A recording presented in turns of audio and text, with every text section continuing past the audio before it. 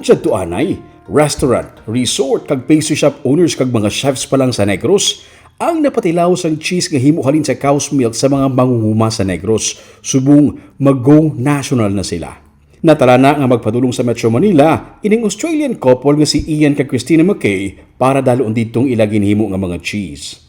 Nagpartner sila sa organic farming advocate nga si Ramon Oy Sr. sa paghimo sang nanari-sari nga varieties ng cheese. Si Oy nagpahimo sang cheesery sa Maze Garden sa Barangay Pahanukoy sa Bacolod para may lugar nga maplastaran ang duha.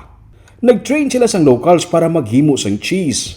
Ang ginhalinan sini, nagasobra ang gatas sang baka nga ginaproduce ang mangunguma kag wala sila sa may ginabaligyaan. Parehas na lamang kay Ted sa Canlaon City sa Negros Oriental. Kag bangod nasugura ng cheesemaking sa Bacolod, diri na ginadala ni Ted ang iya produkto nga gatas. Nagsigisigi ang cheese production kag sini nga semana, ipatilaw sang Australian couple ang cheese nga himo sa Negros sa mga chef naman sa Metro Manila. Inipinagi sa isa ka event kag in-organize ni Ramon Chinchin Oy Jr. On the Monday we have a special event for 40 chefs and we're going to introduce our cheeses with our new branding to those chefs and discuss how we can partner, because our whole idea is not just us making cheese to sell to chefs, but for us to connect the farmers who produce the incredible milk here in Negros to the chefs, so that we create a circular partnership so it benefits everyone. So what I've been studying and looking at is how we can together work with communities, whether it's the food community, whether it's the producers community, whether it's the manufacturing community. If we all work together, then we all can be successful. Excited ang duha kay mas madamo pagid ang makatilaw sang cheese nga himo sa Negros.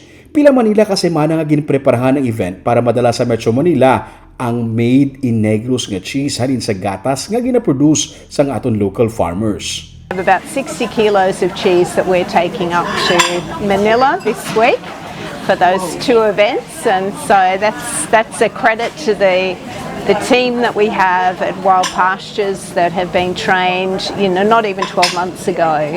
So they've just been incredibly diligent in mastering the skill of cheese making, and I'm so excited for their cheese to be presented up in Manila. But our plan is to showcase goat's milk and also Carabao's milk. There are cheeses that are specifically made and have been made in the past using goat's milk and using Carabao milk. So our hope is over the next 12 months that we will have cheese made from all three types of milks.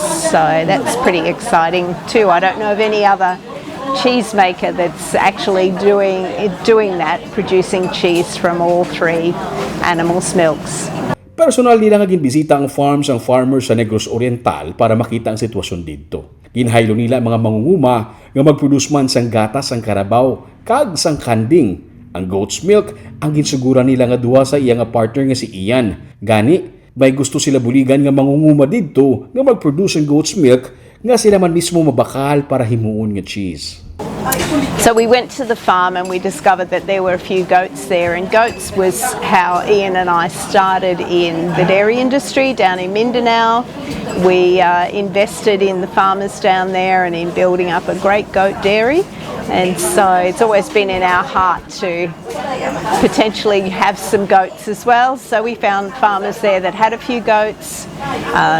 We talked with them about the potential and about our commitment to buy the milk that those goats produce. So over the next 6 months, we hope to have a goat house built. We hope to have up to 25 goats that we can start using the milk and introducing some of the beautiful goat cheeses that we've made in the past to the market. Sa tuanay, naimbitahan lang sila nga mag-guest speaker sa event sa Mindanao. Kag sumugod sadto, nagsugod man ang ilang passion para buligan ang mga mangunguma sa Pilipinas nga ang gatas ang kasapatan nila matagaan sang dugang nga value kag mahimo nga cheese. The fact that we felt that unlike a lot of the people living here, we saw opportunity for the people. We saw lack of hope, we saw disappointment, but we also looked and thought, you know what, are there solutions that we could help with? Nalipay siya nga nakakita man sila nga grupo nga nagapraktis ang organic farming nga ang tuyo makabulig sa mangunguma pareho sa mga uy. Gani ginpadayon nilang ilang advokasya diri naman sa Negros. And so all of that now with our new partnership in Bacolod City with Puro Organic, there's a lot of fruitfulness coming. Not just the selling of the cheese is great, but the thought that this is a community, as Christina said, of like-minded farmers, producers, distributors, and end users, chefs and their clients. That is exciting to us. Handom nila nga mapatilaw sa nagkanalain nga lugar sa Pilipinas ang cheese nga proudly made in Negros.